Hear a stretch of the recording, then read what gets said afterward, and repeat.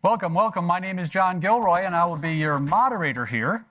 I've been involved in federal technology for many decades, so I understand a lot of the history of this company, a lot of the history of the federal government, and I'm interested in cybersecurity. I've interviewed over 730 people at Federal News Network, and I want to start off with asking some general questions to the panel, but I want to introduce them first. Panel members, you probably all know already.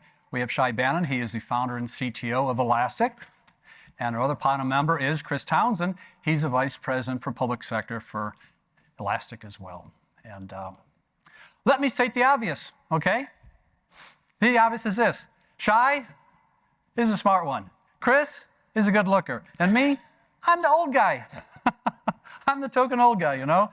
Now, there are some advantages to being an old guy, though, you know? Old guys seen everything. And I've seen lots of stuff, I really have. Back in 2016, when Chris was in high school, I heard of a company called Elastic and a guy named George Young. And I called up George and said, George, this is really fascinating. Come on down and tell the federal audience of how you can help them. And he came down, he was on 3 times, and it was great. Let me tell you something. Between 2016 and now, this company's gone upside down and changed all around. I thought it'd be appropriate to do an up-late update to tell the audience about really how it's changed and expanded. And in fact, haven't had much face-to-face here in the last 3 years. I thought it'd be really good to start off with some fun questions. So I'm gonna start off with questioning the smart one. So everyone in the room knows the Uber story. Everyone in the room knows the recipe story, okay? We all know that. Simon Sinek says, you gotta start with why. So here's my question to Shay, okay? Why'd you start the company, you know? What's the differentiator? Why did you think this would be a successful idea? I mean, back there when you were playing with recipes or something, why? Why'd you start the company? Yeah, thanks for the question. Starting the company was almost like unintentional a bit because I created Elasticsearch about 2 years before, and I was in the search space and in open source many years before that as well. So maybe the why might be around search. When I created that recipe app for my wife, ended up trying to implement that search box and ended up running, I think, a decent piece of software. And that's when I got to know another open source project called Apache Lucene. And like any good software developer, I developed an abstraction on top of it and open sourced it. And that was like the first foray into open source and developing open code. And the fascinating thing that happened is that led me to learn about the power of search. Like, you know, I lived in London at the time, and I worked in the financial services in UBS and other places, and I worked in like a centralized architecture team, and I had like a really neat trick. Like I would go to teams and I would implement a search box in their application. Then like the next day, suddenly their eyes light up and they go like, I can find my trades, I can find confirmation. And it's like, and you keep hearing these stories around how search almost like brings a smile to people's faces. I can find threats suddenly, I can interact with my data.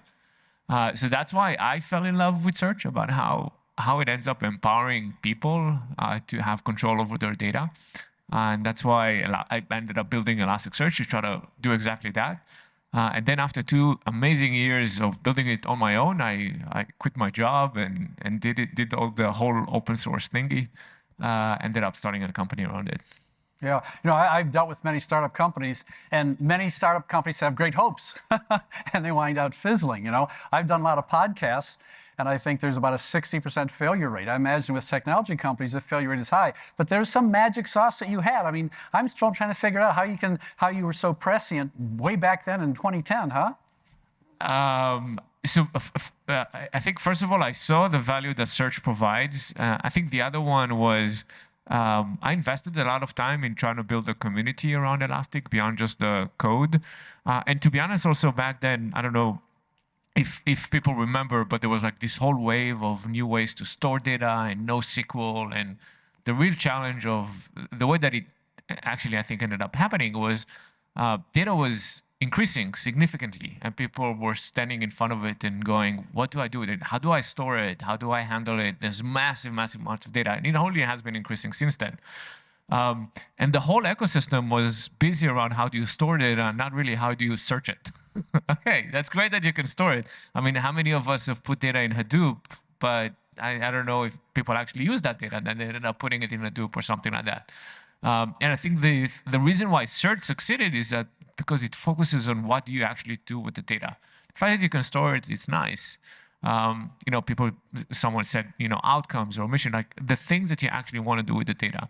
And I think once you take Elastic and put it next to any other system, I don't really care. Store it in Hadoop, store it in another place, store it in Elastic, but like, just be able to search it. That was, I think, the main reason why I ended up successful. A few other reasons why I think it was successful. I mentioned open source. There was a segment in the market that was really ripe for open source disruption. And that was the logging/SIEM space. It had a single vendor, a Splunk that was really a developer-oriented company years before, but started to kind of like lose its path with a punitive pricing model in a closed source. It's like all the checkboxes of when open source will come in and disrupt a system. And Elastic was there at the right time, and it's a big market and a huge opportunity. So that happened as well.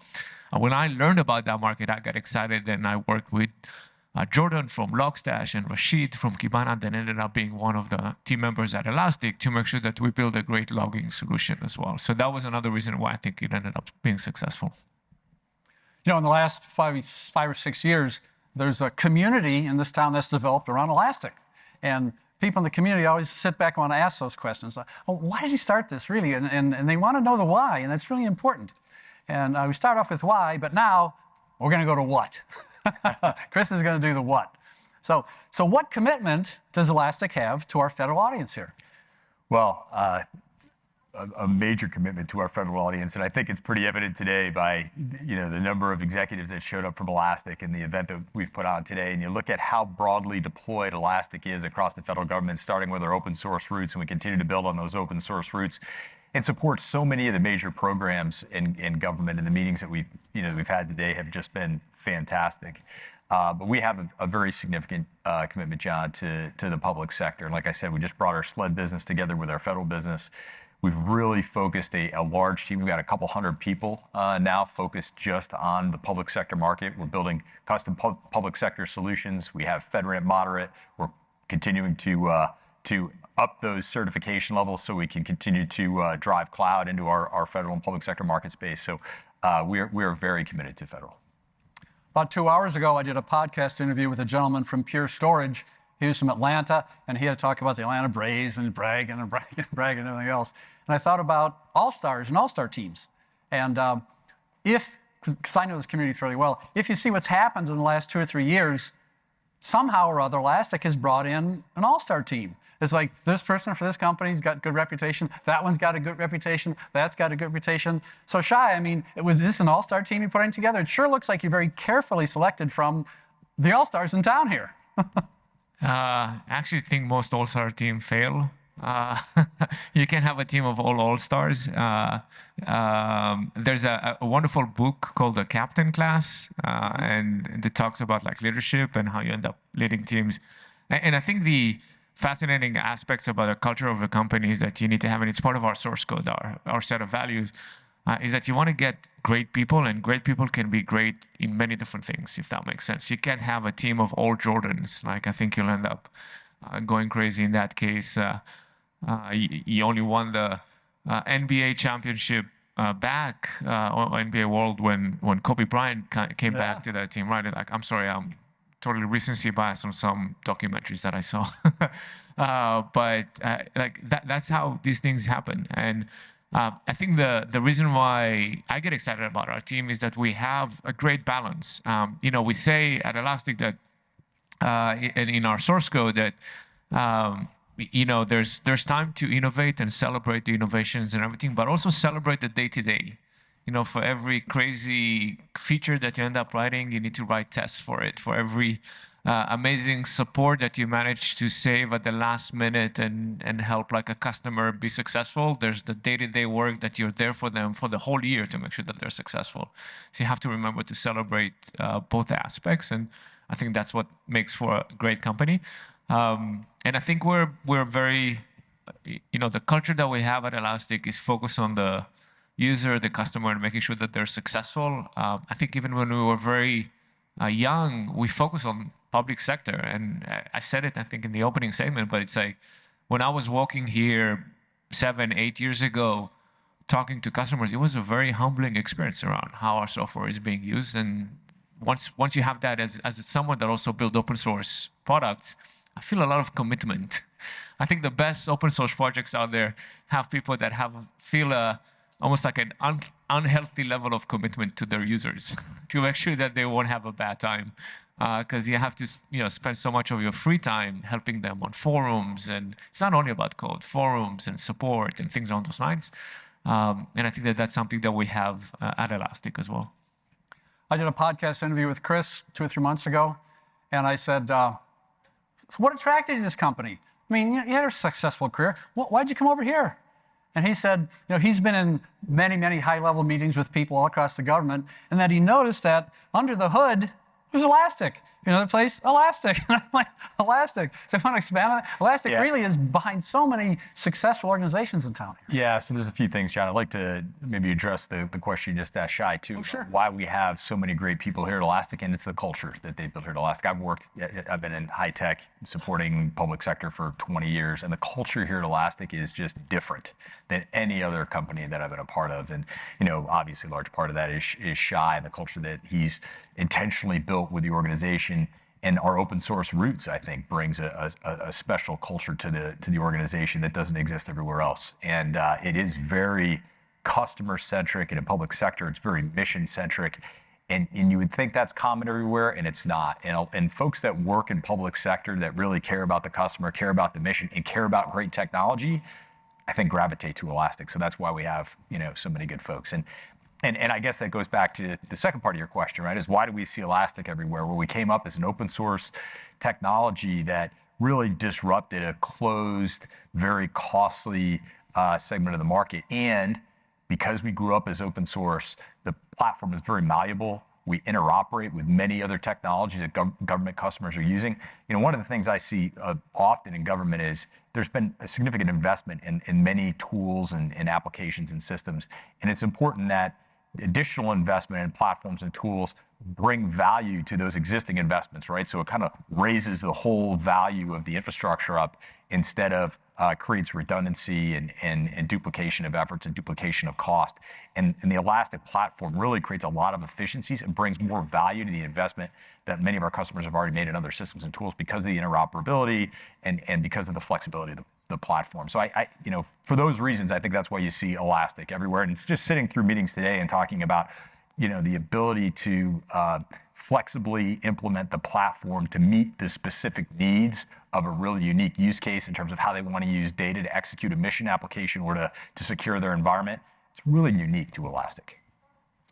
Chris just used the word disruption. I think that word was popularized by Clayton Christensen with his book, Innovator's Dilemma, 10, 15 years ago. So my question to Shay is, disruption in the background or improvement? I mean, this has been a big change in the last, like a big tsunami of change started by Elastic. So it is disruption, isn't it? Yeah, I don't know. As someone that didn't program when he was 7, but only ended up going to technology because there was more job offers in the weekend newspaper, and I went to university typing with one finger and then learning how to code. I think that we invent a lot of things in technology, and I completely agree, but a lot of them rhyme with the past. So we're not as inventive, I would say, as we are. I think a lot of the innovation that does happen are through other forces. For example, the fact that all of your users only access information through the internet. And like, what does that mean? Like the amount of data that is being generated or things along those lines. Search has been there for years. It's not something new. Maybe the innovation is to say, hey, like search doesn't only have to be for your Word, your Word documents in your enterprises. Maybe you should think about logs as a search challenge that you're really having. Maybe you should think about security threats as a search challenge that you're having. Maybe you should think about your endpoints as a search challenge that happens on the laptops and servers themselves, and then bring it back and forth between the servers. So I think that's part of it. And I think we built a a very useful distributed system, like at an age when data grow and you want to become more cloud native, if you will, and how do you install things in a cloud and things fail and what have you. I think we ended up having a pretty unique solution. But back to your question, I think at this point, one of the biggest features that I think a founder has in a company, especially myself, is that that disruption that Elasticsearch provided was me developing Elasticsearch in the living room. And I'm sure that like Splunk and LucidWorks or whatever, and other companies out there, Cloudera and what have you, were sitting there and saying like, who's that? Like, is that going to disrupt us? What's the difference? I'm scared of the other person. I don't know if I'm scared, but like I'd like them to join Elastic to make sure that they implement this next project within Elastic. And I think that that's what keeps us honest and keeps us innovative. You know, it's like not only go and say we're gonna, you know, replace all the or augment or support or sit by really large enterprises, but also make sure, because those disruptions happen from vectors that you're not expecting, and we have to take them into account. So Chris, I was here this morning. I heard the keynote by Ash. I ran out of ink taking notes. It was really incredible. But I met a lot of people here. You met people here today, and I'm sure you have some stories about success with the federal government. Maybe give us a little 2-minute story of a case study, maybe a success story. Oh my gosh, so many of them today, John. I walked off stage this morning, and I've been in back-to-back meetings all day since. So in every single meeting, I spoke with customers in both federal and state and local government that are using Elastic in really cool mission applications to do all sorts of things. Not all of them I can probably share, but I'll say just, if you look at what we're doing at scale with our cross-cluster search capability and being able to search the data where it resides and not building these, not ingesting all the data and the flexibility and this whole idea of the data mesh to be able to support huge programs in the DoD and in civilian to really provide this superior security analytics platform is just really cool, and how that's scaling out. And I know I'm kind of talking in generalities, but that was certainly one, and I've heard that now in 3 or 4 different cases. Another program that was in the state and local arena that we were doing with law enforcement was really, really neat. We're doing correlation on a lot of human intelligence data to facilitate security in real time, physical security in real time. So just a lot of things that you wouldn't normally think about in terms of what we do with data. And that's what excites me, is when, like I said, we're really using the platform to support mission applications. So if I walk down the street in Washington, D.C., and Shai's walking down the street, you look at us and go, there's nothing in common with those two guys. There's nothing in common at all. Well, we do have something in common. When I first got married, my wife had a lot of recipes. We got together, we put together a recipe book called How Sweet It Is. Didn't go anywhere. On the other hand, we have Shay. He put together a recipe book, and it wound up here on stage. And so kind of 2 different worlds there. So my question to you is, back in the day of recipes, did you think you're going to wind up with, which asked Shay, 4 billion downloads? I mean, that's a lot of numbers. Did you ever think you'd wind up here? No, definitely not. Definitely the open sourcing part of the software back then, it was called Compass. I had no idea. I thought that this might be something useful, and I had no idea that I'm gonna commit. I was in 2004 or 5, and I had no idea that I'm just basically committed my weekends and nights to go and build that software and support the community around it. But I did not know. When I ended up sitting down and writing Elasticsearch, which I dubbed Compass 3.0, but that was a marketing term. It was a complete rewrite. That was a much tougher decision. That was a tougher decision because you know what you're going to get into, and building a new open source project now, you have maybe the lack of ignorance around how much it's going to take. But I also felt that it was something useful, and I felt that it was something that potentially you could build a business around it, because it felt like something that was more fundamental in terms of how people end up being successful. Part of the responsibility, I think, that I feel and many of us feel around making sure that our users are successful, you have to have a company or an entity that ends up Elastic has more than 1,000 engineers working on the software, right? Like on a daily basis. One of the things that I cared a lot about when we started the company in 2012 is to make sure that we hire our community members to start to work on Elastic full time instead of like spending weekends and evenings. And that didn't only include only Elasticsearch. It was Logstash and Kibana and Beats and tons of other projects. And that's something that we I think bring to the equation, like that commitment to make sure that we continue to develop the software and make sure that it's successul in a free and open way. I think that's something that I care a lot about. But back then with the recipe app, I had no idea. No idea. No idea. Yeah. So Chris, I'm sure you're here this morning for Ash's keynote. Another number, I mean, I took a lot of notes. He's pretty good.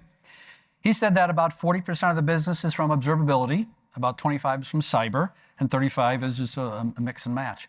Where the heck does cyber come from? It just explodes like a volcano or something. Well, what happened in the last few years? Why cyber and why the federal government?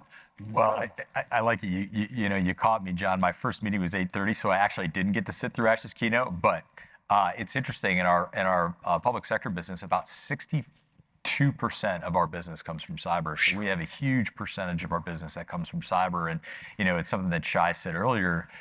We had this great open source platform that was very flexible. And if you look at, I think the cyber, and I think the reason we have a disproportionate amount of cyber in public sector is we have a lot of really advanced cyber professionals in public sector. And Elastic gave them an advanced set of capabilities that weren't necessarily available with the other tools out there in terms of flexibility, capability, scalability, and speed.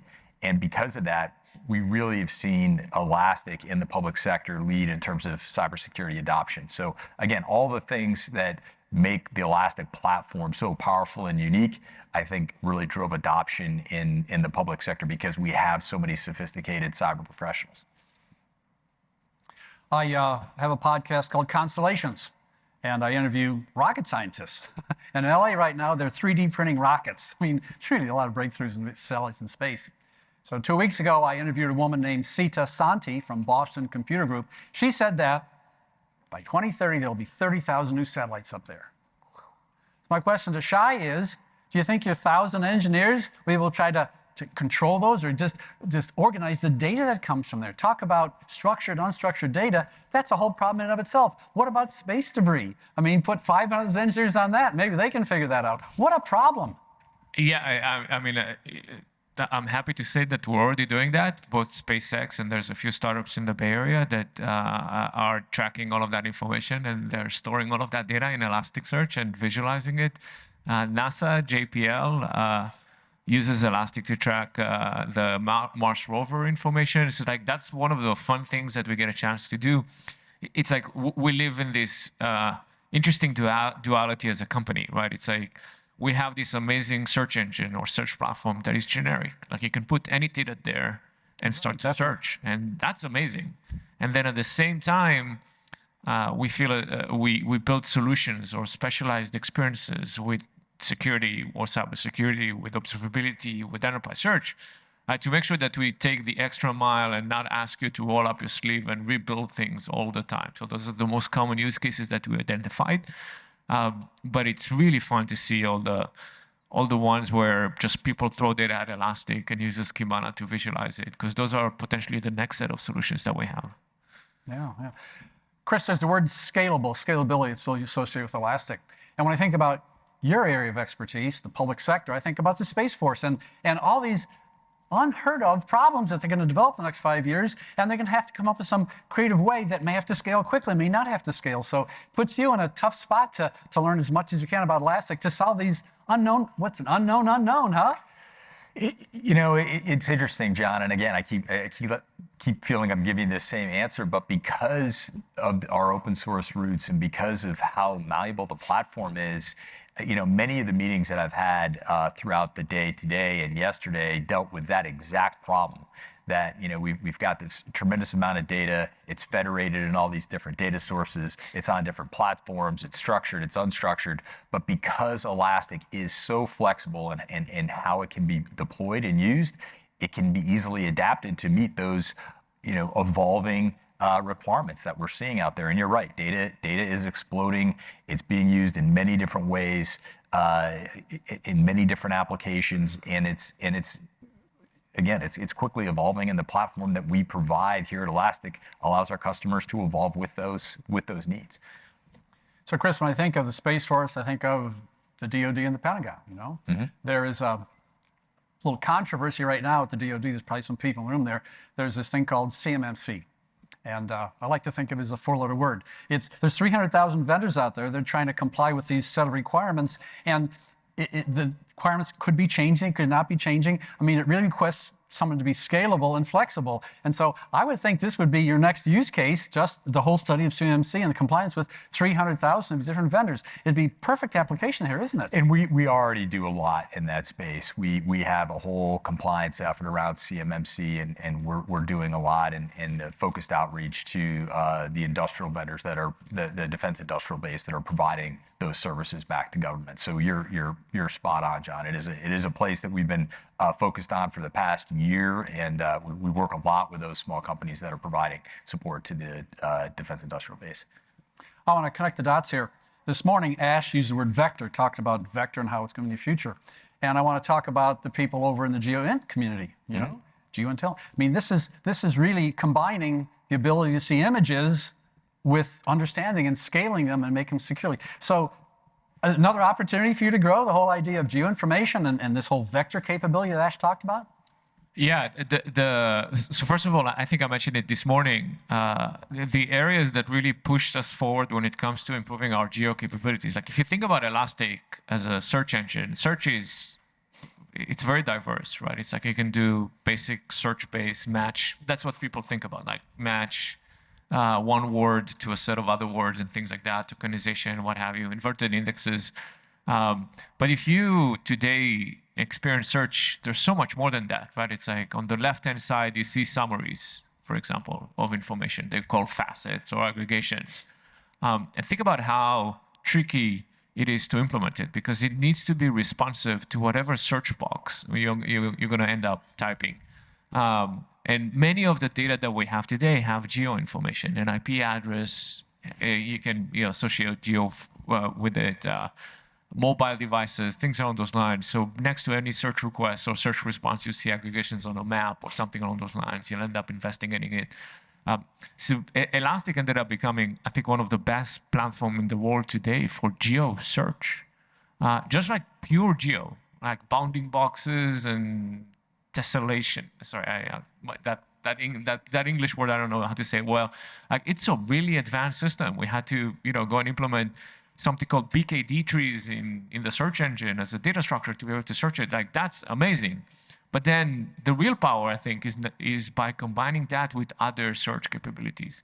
Find me in all the free-form notes that were sent, or informations or emails or what have you. Find me all the information that happened and break it down based on this geo region, aggregate it based on provenance.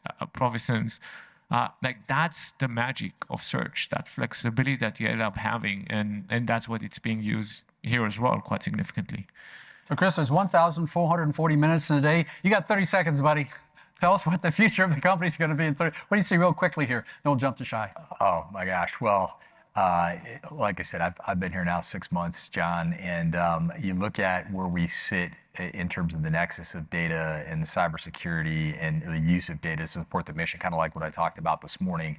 We're just getting started. All of the meetings that we had today, all the customers that we talked to today, all the agencies, everyone is looking to use data to advance the mission and solve big problems. And if you look at how Elastic, where we sit, how we are able to solve some of those really hard problems, I think you're going to see great things for the company over the next few years. Shay, future prediction. Are there recipes in your future? Probably not. I never ended up building this recipe app, but the good news is that Elastic powers, I think all of the recipe apps out there, the search boxes that they have. So I think I ended up contributing it to it by indirection. But yeah, there might be recipes in Elasticsearch. Yes. Well, I want to respect everyone's time. I think we had a real good session this afternoon. Let's give these two gentlemen a round of applause. Thank you very much.